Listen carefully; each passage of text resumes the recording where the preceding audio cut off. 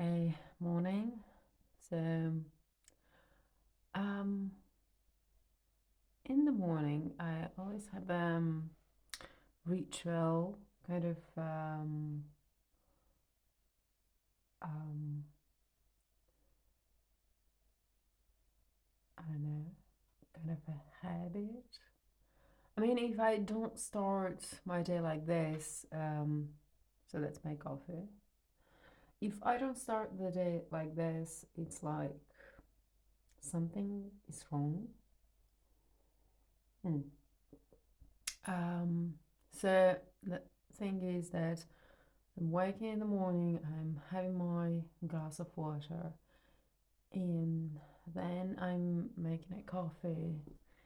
I'm taking something sweet. This is a chocolate that's a plum coated with some chocolate mass.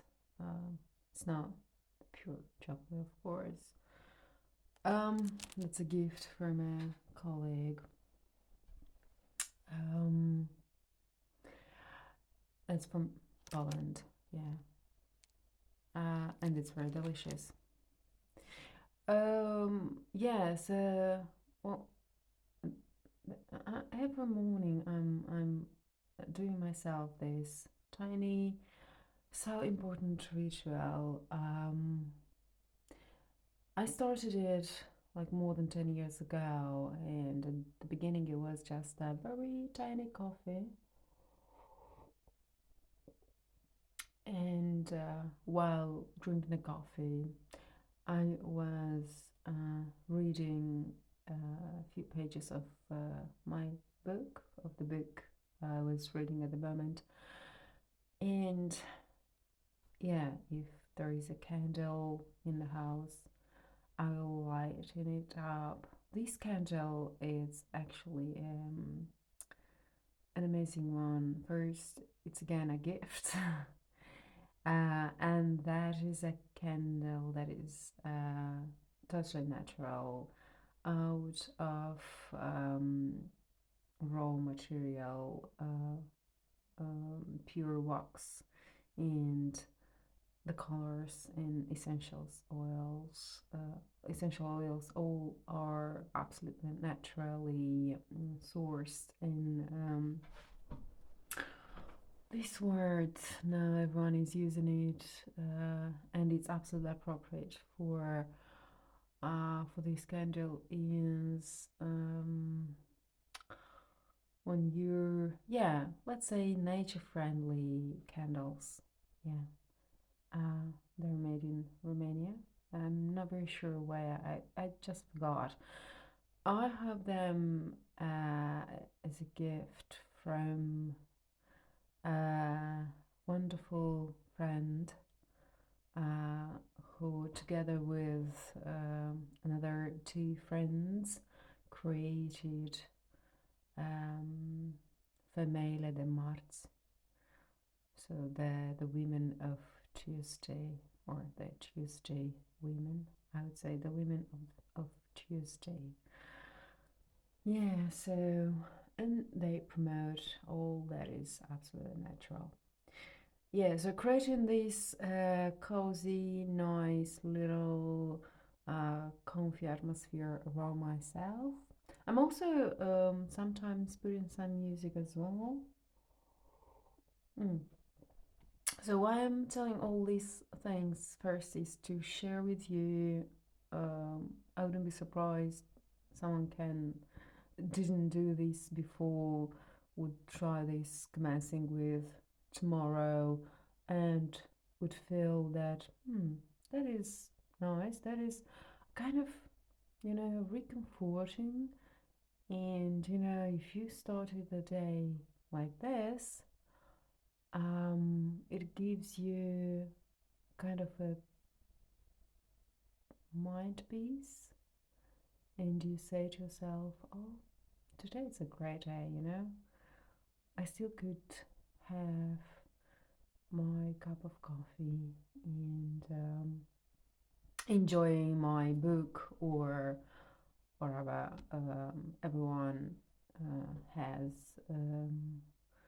one's hobbies. I mean, everyone is different, of course. Someone can do sports, someone is just meditating. For me, that is the morning meditation because while reading these pages, I start to have plenty of insights, and it's very rewarding.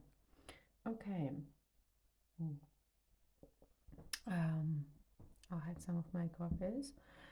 Okay, so yeah, as I was telling in my previous reading therapy videos, I was saying that reading out loud, it's therapeutic. So yeah, I'll read a few pages here, and let's go. What's going on further? Fig tree. Yeah, so I'm still reading. I still have a bit more from The Island of Missing Trees by Elif Shafak. Oh, what can I say? I haven't finished the book yet, but I already want to say the book is absolutely marvelous, stunning, insightful, inspirational, beautiful, and many, many other amazing words. Okay, so I would like to mention that if the chapter is called Fig Tree, that means this is a tree who is telling these things, who is talking. Yeah. Of all the animals in my ecosystem, there were some I admired and others. There were some I admired and others I quietly disliked. But I don't ever remember regretting meeting anyone as I try to understand and respect every form of life. Except for once, that is, except her. I wish I had never known her, or that I could at least find a way to wipe her from my memories. Even though she's long dead, I still hear that high-pitched sound sometimes, an eerie vibration in the airs, though she is fast approaching, buzzing in the dark. Mosquitoes are humankind's nemesis. They've killed half the humans who ever walked the earth. It always amazes me that people are terrified of tigers and crocodiles and sharks, not to mention imaginary vampires and zombies, forgetting that their deadliest foe is none other than the tiny mosquito, with its swamps, marshes, peatlands, and streams. Cyprus used to be their Eden, or Eden. Famagusta, Larnaca, Limassol, they were everywhere once upon a time. An ancient clay tablet found here read, "The Babylonian mosquito devil is now in my land. He has slain all the men of my country."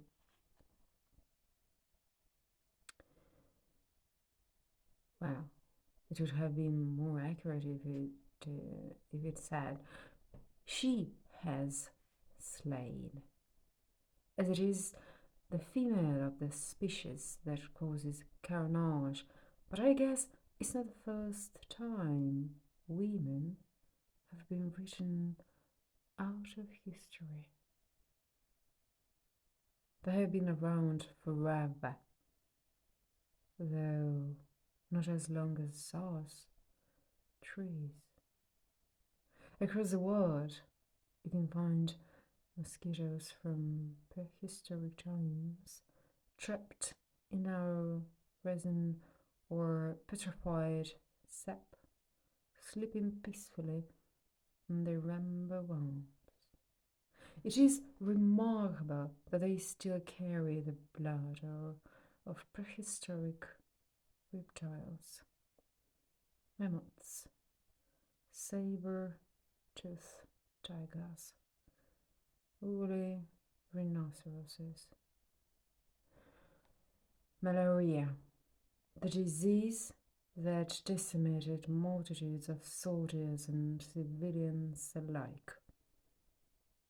That is until Ronald Ross, the Scottish doctor with a London Joe and spiked moustache, made the discovery that physicians had overlooked since the days of Hippocrates. In a humble laboratory in India, Ross got into the stomach of Anopheles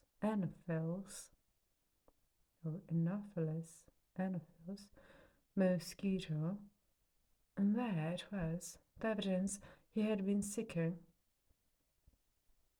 It wasn't swamp gas that carried malaria, but a parasite or parasite. Armed with this knowledge, he set out to eradicate the disease across the entire British Empire. It was a fateful day in 1913 when Ross visited Cyprus. Yet the fight against mosquitoes would have to wait until the end of the Second World War, when a Turkish doctor, Mehmet Aziz, launched the campaign in earnest. Having suffered from blackwater fever as a boy, he had seen firsthand how pernicious it was. Supported by the Colonial Development Fund, he had dedicated himself to the cause. What I find remarkable about him is that he paid no attention to the ethnic or religious divisions that were tearing the island apart, and focused solely on saving human lives. Starting in the Karpas Peninsula, Aziz had every breeding place sprayed with insecticide, and then again to wipe out possible larvae. It took him 4 arduous years, but he would triumph in the end. Since then, Cyprus had been malaria-free.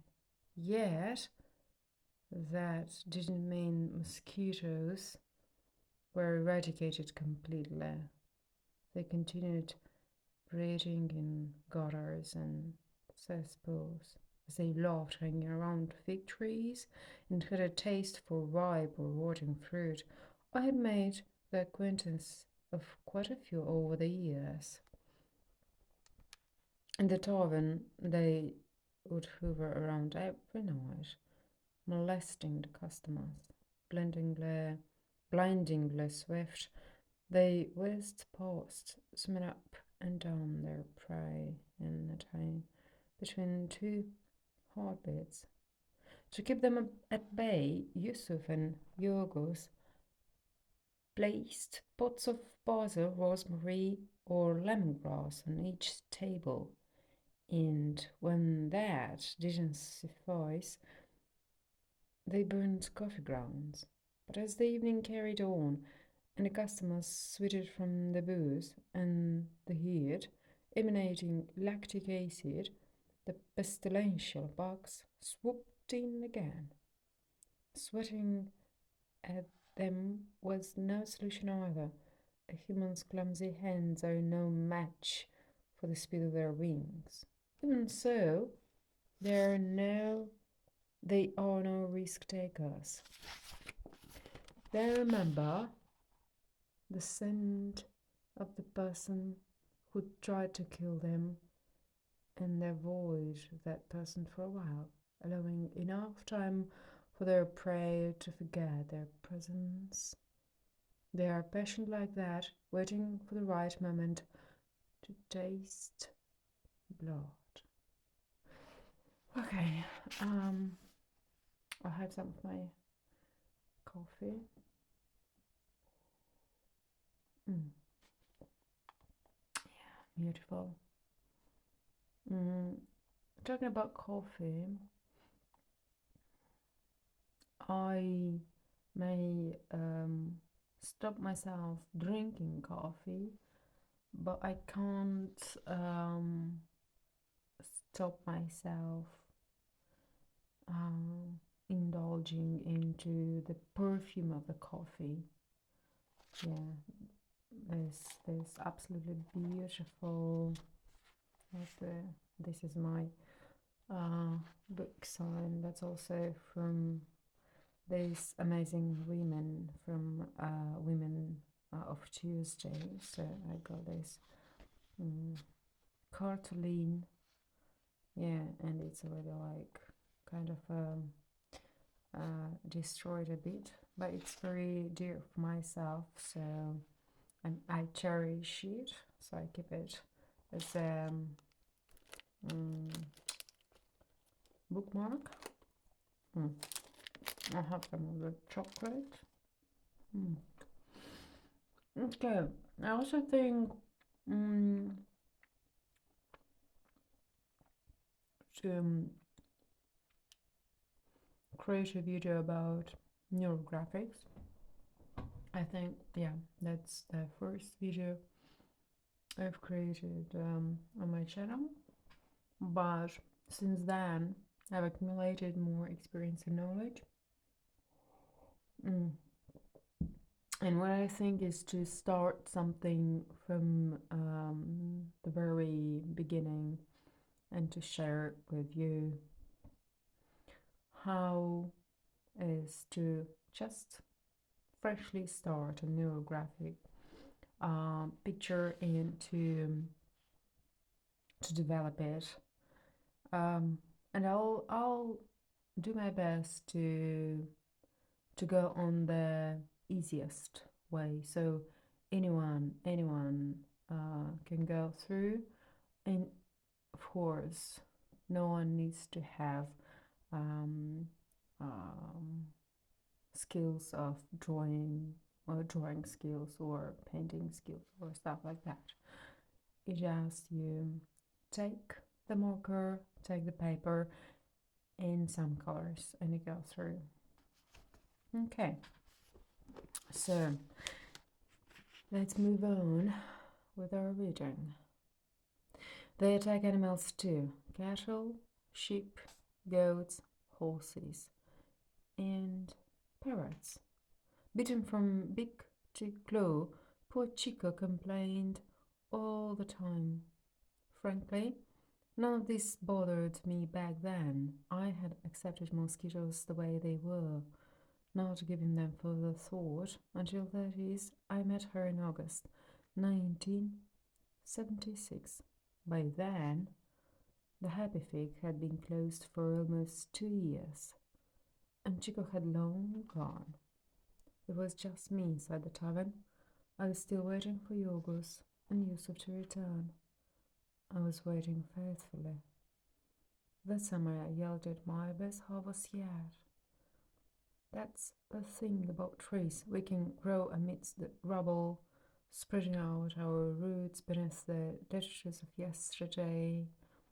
My figs, bursting with flavor, remained unplucked from branches, uncollected from the ground, where they attracted all manner of animals and insects.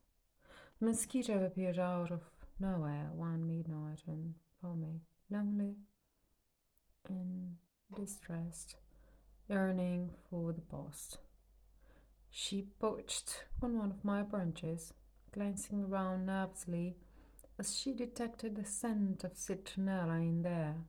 Instantly, she took off to evade the scent and landed on another branch on the opposite side.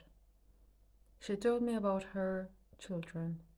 Whatever one might think of female mosquitoes, there is no denying they are good mothers. They can consume blood 3 times their own body weight and use it as a prenatal supplement. But the mosquito said that lately she could not properly provide for her eggs as she had been infected by the infamous parasite. Desperately trying to nourish her offspring, she ended up feeding the enemy inside. This is how I came to learn that recently there had been a surge in reports of malaria across the Mediterranean, an uptick in the number of cases due to climate change and international travel. Mosquitoes had developed resistance to DDT and the parasites to chloroquine. I wasn't too surprised to hear this, though humans lose focus easily, immersed in their politics and conflicts. They get sidetracked. And that is when diseases and pandemics run rampant. But I was taken aback by what the mosquito shared with me next. She talked about a baby she had bitten several times, Yusuf Yorgos Robinson. She talked about a baby she got bitten several times, Yusuf Yorgos Robinson. My goodness. So I'll make a break. So Yusuf Yorgos Robinson, this is the child of our protagonists, Daphne and Kostas. And yeah, so this boy, he died very early. So he died because of this mosquito, which was having malaria inside. Oh my god. I felt a chill spreading from the tip of my branches down to my lateral roots. Hundreds of British babies died in 1960s in Cyprus, the cause still unknown. And when Daphne's son, adopted by an English couple, succumbed to acute respiratory distress caused by the insect-borne parasite, he'd be buried in the same place, next to the other